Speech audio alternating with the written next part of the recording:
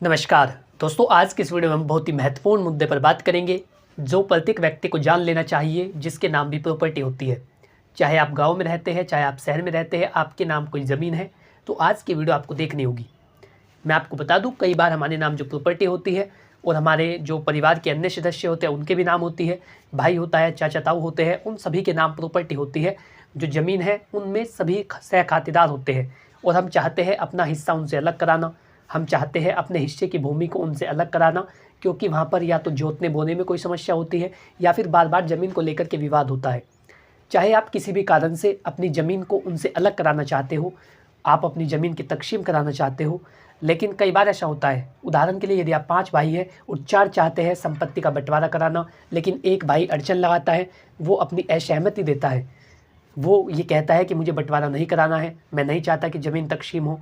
तो यदि आपके साथ ऐसी समस्या होती है तो ऐसे में आप क्या कर सकते हैं और किस तरीके से आवेदन करके अपनी ज़मीन को तकसीम करा सकते हैं, अपनी भूमि का विभाजन करा सकते हैं, अपने नाम से अलग से दस्तावेज बना सकते हैं और उन व्यक्तियों के अलग बन जाएंगे, आपकी भूमि तकसीम हो जाएगी। किस तरीके से कोर्ट का इसमें पूरा प्रोसेस होता है जानने के आज की इस वीडियो में मेरा आपसे अनुरोध है कि यदि आप चैनल पर पहली बार आए हैं तो आज ही हमारे यूट्यूब चैनल कानूनी बातें को सब्सक्राइब कर ले, ताकि इसी प्रकार की महत्वपूर्ण जानकारी आप तक पहुँच सके। नमस्कार, मैं अश्मित कुमार आप सभी का हमारे यूट्यूब चैनल कानूनी बातें में स्वागत करता हूं। हमारे चैनल के माध्यम से आपको लीगल एडवाइस दी जाती है। यदि आप किसी भी टॉपिक पर कोई विधिक परामर्श या कानूनी जानकारी लेना चाहते हैं तो स्क्रीन पर दिए गए मोबाइल नंबर पर कॉन्टैक्ट करें या अपनी लीगल प्रॉब्लम को व्हाट्सअप करें, जल्द ही आपको उसका उत्तर दिया जाएगा। दोस्तों, आप जब भूमि का विभाजन कराते हैं तो इसका अर्थ होता है आप ये चाहते हैं अपने हिस्से की भूमि अलग कराना, दस्तावेज़ों में भी और मौके पर भी। जो आपके नाम के अभिलेख होते हैं, आप चाहते हैं आपके कागज़, आपके डॉक्यूमेंट्स आपके नाम से अलग बन जाए। जो भूमि का कुछ हिस्सा है जो आपके हिस्से में आती है वो आपको अलग से मिल जाए। इसी तरीके से मौके पर भी ऐसा कर दिया जाता है, जो निशानदेही है वो कर दी जाती है। लेकिन इसके लिए आप क्या करेंगे? सबसे पहले इसके लिए आपको डॉक्यूमेंट्स की आवश्यकता पड़ती है। यदि आप विभाजन कराना चाहते हैं तो विभाजन के लिए आपको दस्तावेजों की आवश्यकता पड़ती है। सबसे पहले आप ये दस्तावेज जान लीजिए किस किस तरीके के डॉक्यूमेंट्स आपको वहाँ पर लगाने होंगे। सबसे पहला होता है टाइटल डीड। आपके नाम किस तरीके से वो संपत्ति आई है, आपका किस तरीके से उस पर मालिकाना हक है, आप किस तरीके से उस संपत्ति के स्वामी हैं, ये आपको बताना होता है। जो भी संपत्ति आपके नाम होती है, जो भी प्रॉपर्टी आपके नाम होती है, आपको उसके बारे में बताना होता है। उसकी टाइटल चेन क्या है, आप किस तरीके से वहाँ पर काबिज़ है, आप किस तरीके से उस संपत्ति के स्वामी है। यानी या तो आपको विरासत के थ्रू मिली है, या किसी ने आपके नाम गिफ्ट की है, या आपने उसे खुद खरीदी है।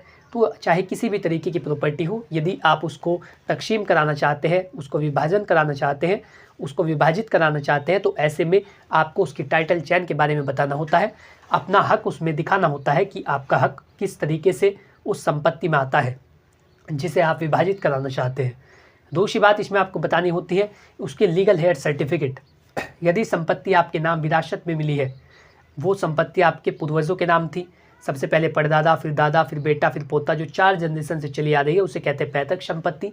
तो यदि वो आपकी एंसेस्टर प्रॉपर्टी है, जो आपकी पैतृक संपत्ति होती है और वो आपको पूर्वजों के थ्रू मिली है, पीढ़ी दर पीढ़ी आपके नाम आई है, ऐसे में आपको लीगल हेयर सर्टिफिकेट दिखाना होता है। जो विरासत प्रमाण पत्र होता है आपको वो देना होता है। उसी के आधार पर जो दस्तावेज होते हैं वो तैयार होते हैं।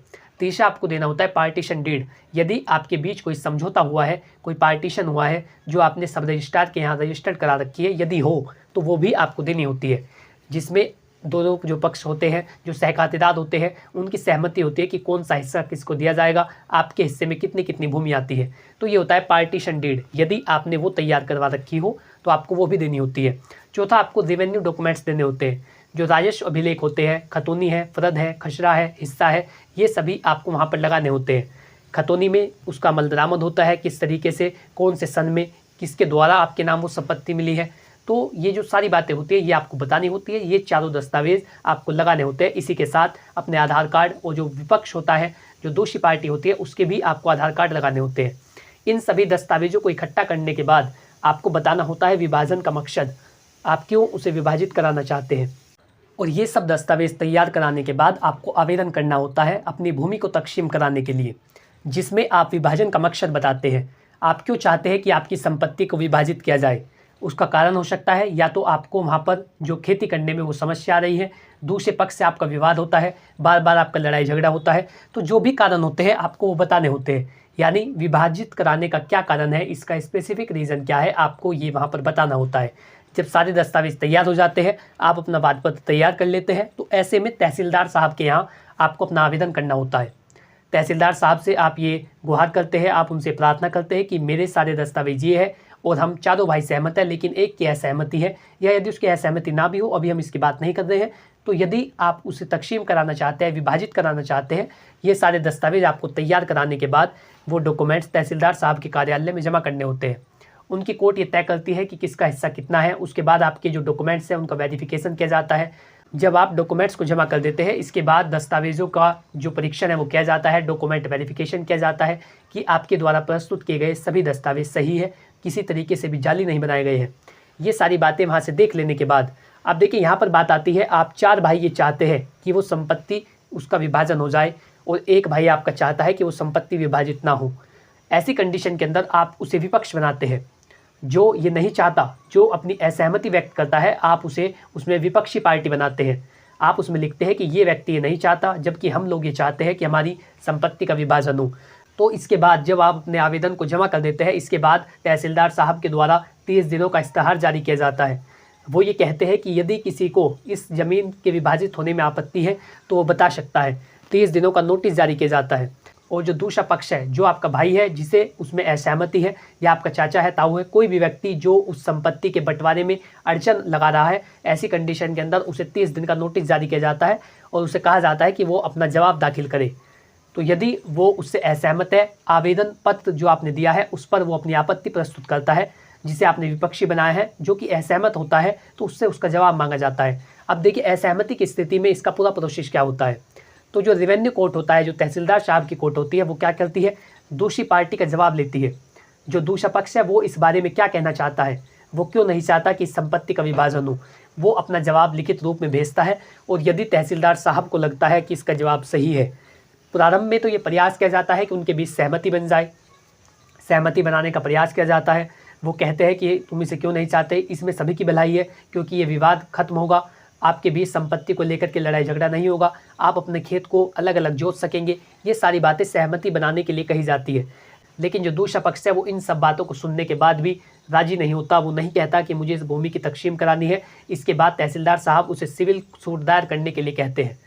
यदि आप ऐसी कंडीशन के अंदर दूसरा पक्ष जब अपनी असहमति व्यक्त कर रहा है और जो सहमति बनाने का प्रयास है वो उसमें भी नहीं आ रहा है, जो सहमति बनाने, जो कंसेंट बनाने का जो प्रयास किया जा रहा है, यदि दूसरा व्यक्ति उसमें भी अपनी असहमति व्यक्त करता है, वो बिल्कुल भी ये नहीं चाहता, किसी भी तरीके की गुंजाइश नहीं बची है कि वो चाहता हो कि संपत्ति का विभाजन हो, ऐसी कंडीशन के अंदर तहसीलदार साहब के पास ऐसा कोई राइट नहीं होता, उनके पास ऐसा अधिकार नहीं होता कि वो असहमति की स्थिति में आपकी भूमि को तक़सीम करा दे। तो यदि आपके बीच असहमति होती है, दूसरा पक्ष ये चाहता है कि संपत्ति का विभाजन ना हो, समझाने के बाद भी वो नहीं मान रहा है, तो ऐसी कंडीशन के अंदर आपको सिविल सूट दायर करना होता है। सिविल सूट दायर करने के बाद माननीय न्यायालय में ये आदेश किया जाता है। सिविल सूट दायर करने के बाद माननीय न्यायालय आपकी केस की सुनवाई करता है, सारी बातों को उसमें देखा जाता है। यदि वो व्यक्ति ये कह रहा है कि मेरे नाम ज़्यादा संपत्ति आती है, तो उसे ये प्रूफ करना होता है, उसे टाइटल चेन दिखानी होती है, उसे सारे वो दस्तावेज दिखाने होते हैं जिससे ये साबित हो कि वो संपत्ति उसके नाम अधिक आती है। तो ये सारी बातें उसकी जिम्मेदारी होती है, जो ये चाहता है कि संपत्ति आपके नाम ना हो। तो यदि आप चाहते हैं उसकी असहमति में भी अपनी भूमि को तक़सीम कराना, ऐसे में आपके पास केवल एक यही उपाय बचता है कि आप सिविल सूट दायर करके अपनी भूमि को तक़सीम करा सकते हैं, क्योंकि वहीं पर आपके अधिकारों का और आपके स्वामित्व का निर्धारण होता है। अब देखिए उदाहरण के लिए, यदि आपके पास 10 बीघा ज़मीन होती है और आप 5 भाई हैं, 5 में से 3 ये चाहते हैं कि भूमि का विभाजन हो जाए और 2 ये चाहते हैं कि भूमि को विभाजित ना किया जाए, तो ऐसी कंडीशन के अंदर दोनों पक्षों को तहसीलदार साहब के द्वारा कहा जाता है कि 4 बीघा ज़मीन जो तुम्हारे हिस्से में आती है उसका हम तक़सीम नहीं करा रहे हैं, लेकिन ये जो तीनों भाई है ये चाहते हैं कि इनका हिस्सा अलग अलग हो, तो हम इनकी भूमि को तक़सीम करा देते हैं। फिर आपको 2-2 बीघे ज़मीन मिल जाती है। लेकिन यदि एक भाई ये कह रहा है कि असहमति व्यक्त कर रहा है, वो कह रहा है कि मेरे नाम ज़्यादा ज़मीन आती है, यानी कि वो उसमें विवाद उत्पन्न कर रहा है, तो ऐसी कंडीशन के अंदर तहसीलदार साहब के द्वारा उस भूमि को तक़सीम नहीं कराया जा सकता। आप चाहे तो सिविल सूट दायर करके अपनी भूमि को तक़सीम करा सकते हैं।